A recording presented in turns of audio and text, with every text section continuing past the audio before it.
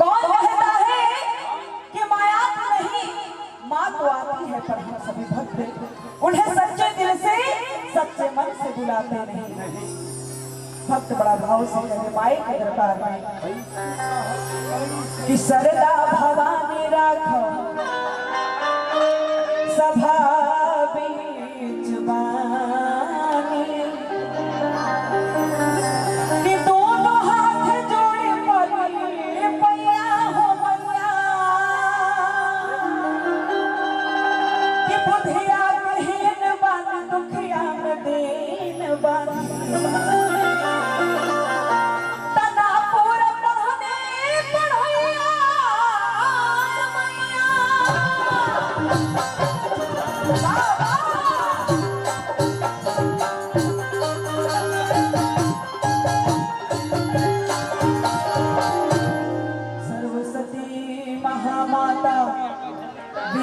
पुस्तक धारणी,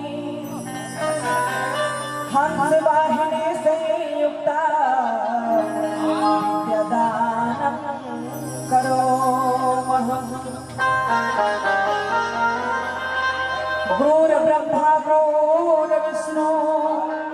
गुरुर्देवो महेश्वरम, गुरु साक्षात् परब्रह्मा तस्मै श्री गुरुवे नमः। अतुलित बलधाम में हेम शैलाभदेहं, तनुज बन कृशानो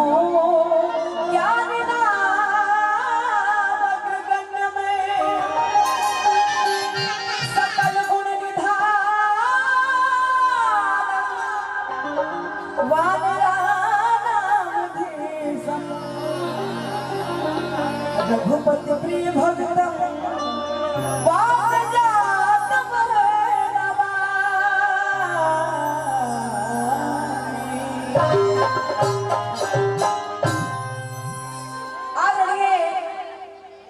बंधु इस घोर कलयुग में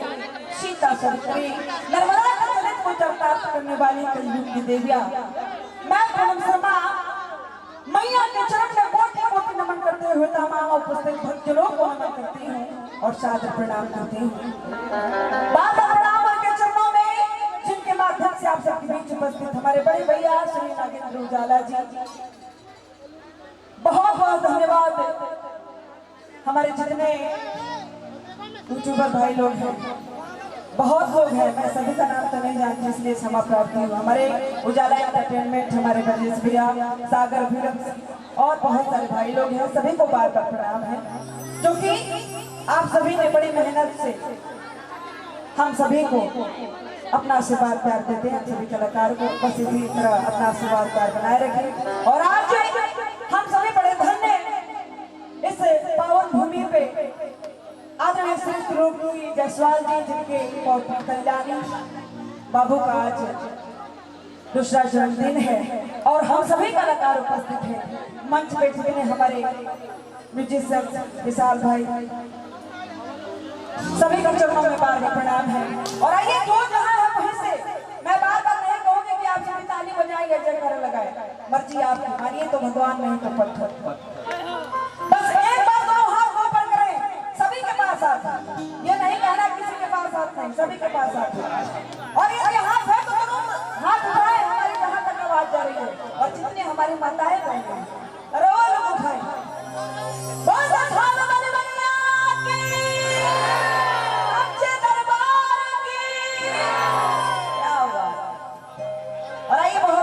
हमारे जिन्होंने बड़ी सुंदर व्यवस्था किया है, बार बार धन्यवाद, बार बार प्रणाम है। सुमित भैया और सागर फिल्म से आपको इनाम भी मिलने वाला है। मेरी दादी के ब्रह्मभोज में आप आई थी, आपका जो है लक्ष्मण देवरवा उस चैनल पे 4 मिलियन पहुंचने जोरदार ताली होनी चाहिए। और ये देखने के बाद क्या मिलता हमारे नीरज भैया को बहुत बहुत धन्यवाद है, बहुत बहुत प्रणाम है। और आइए भजनों की तरफ चलते हैं, क्योंकि हमारे बहुत सारे कलाकार उपस्थित हैं यहाँ,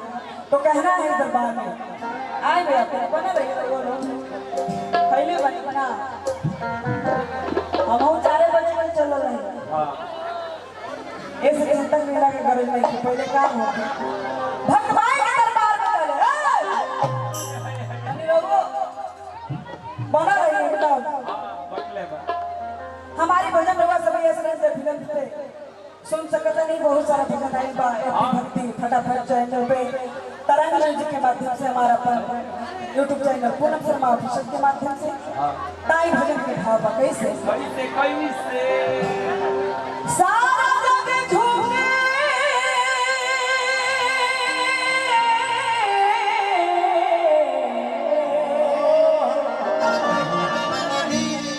सारा जग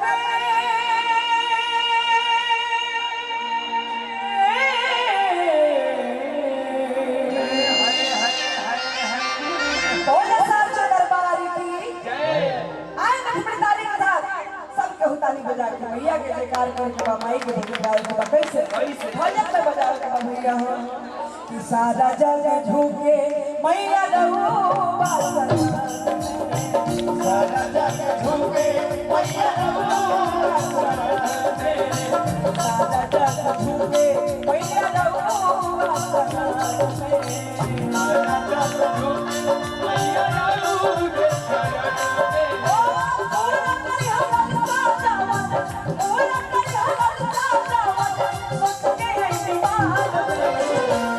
जग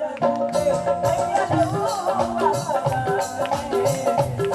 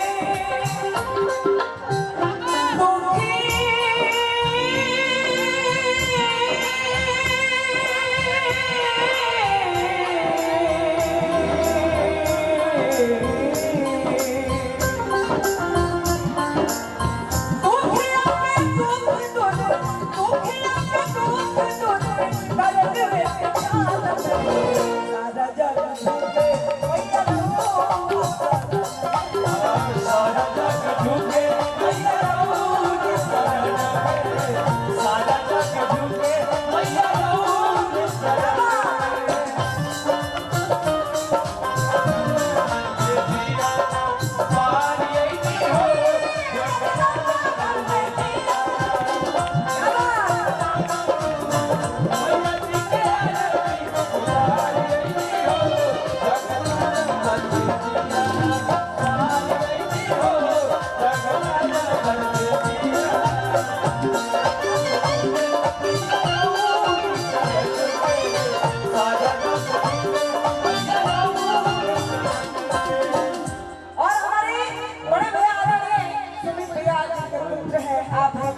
जिनकी ओर से हजारों हजार रुपए का पुरस्कार भैया से जी हेमांत राज चौगुनी इनकी लंबी उम्र में और अपने माता पिता का नाम रोशन करें। बहुत बहुत आशीर्वाद बाबू आपको भक्त भाव से माई के दरबार में धानी गली में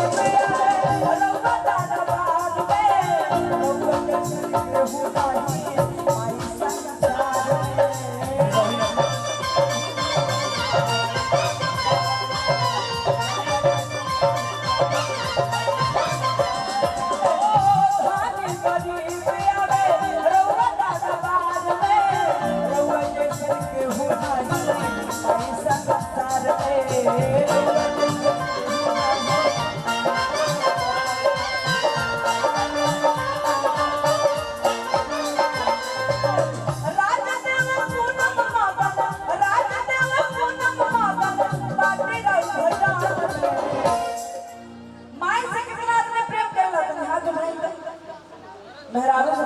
प्रेम करेला हां